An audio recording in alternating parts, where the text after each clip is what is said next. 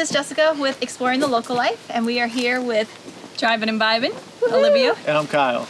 This episode of Exploring the Local Life is brought to you by RV With Me. RVwithme.com connects RV travelers with RV park owners and private landowners looking to host RV travelers. Check them out. So this is Robert. I'm not on screen, I'm filming. So a couple questions. This is the first time I've ever seen a fiber stream. So can you tell us a little bit about fiber stream in the first place and how you came across it? Yeah, the Fiber Stream is a company they made between 1970 and 1985 in Southern California.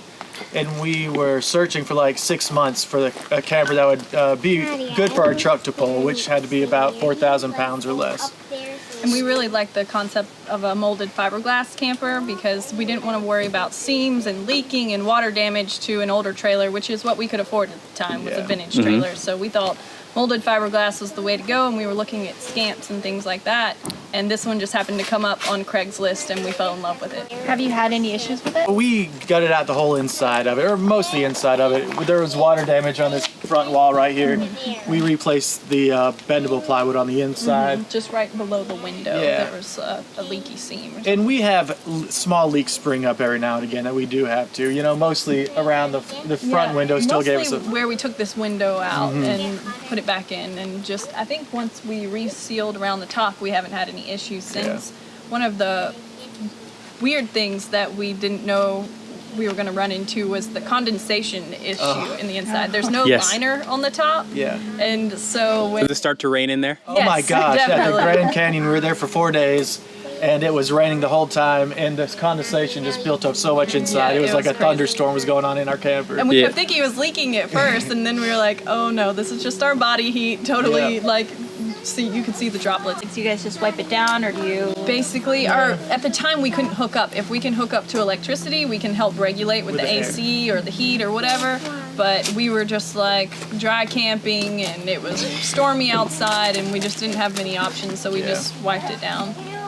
So when you get to campsite, I'm guessing you can pretty much get into any spot you need to. Definitely. We can get in pretty easy, and we can set up and break down in like 15 minutes, which is awesome. It takes no time at all. That's nice. Have you guys done any crazy mods now? The bubble window? So the bubble window is original. Yeah. The biggest mods we did, we gave it a 6-inch lift by flipping the axles.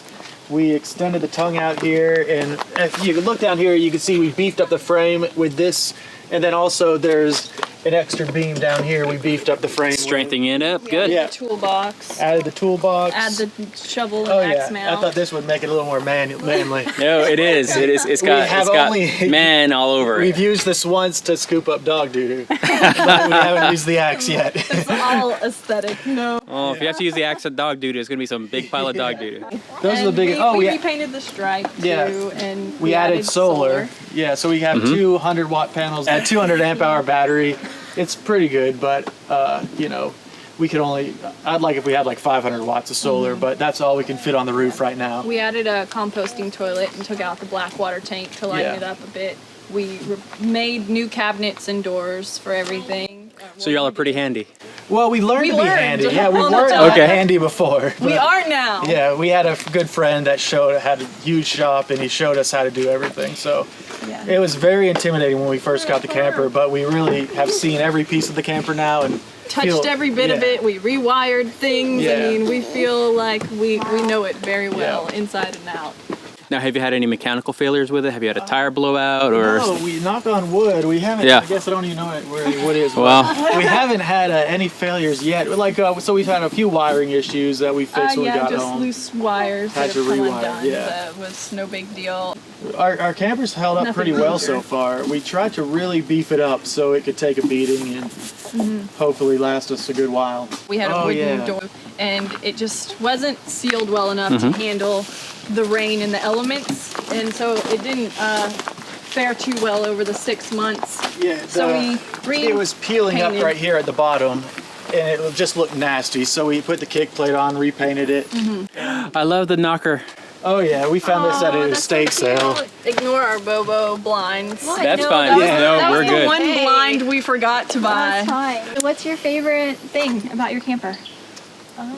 Just how easy it is to tow, really, and how easy it is to maneuver and take anywhere we want. And just its character, really. Yeah. I mean, it feels like ours. We made this our own and put our personality into it, Yeah. so it's an extension of us. Do you guys do anything back here modification? Yeah. We kind of fabricated this back bumper and welded it together, same with the tire mount, and we added on these new stabilizers on the back. Oh, that's so important. Okay. Yeah. And our biggest touch, you know, our favorite one is the decals. Oh, it's fantastic. Drivin and Our Vibin. vinyl. And if anyone sees us on the road, we never mind a vibe by picture. Yeah, that's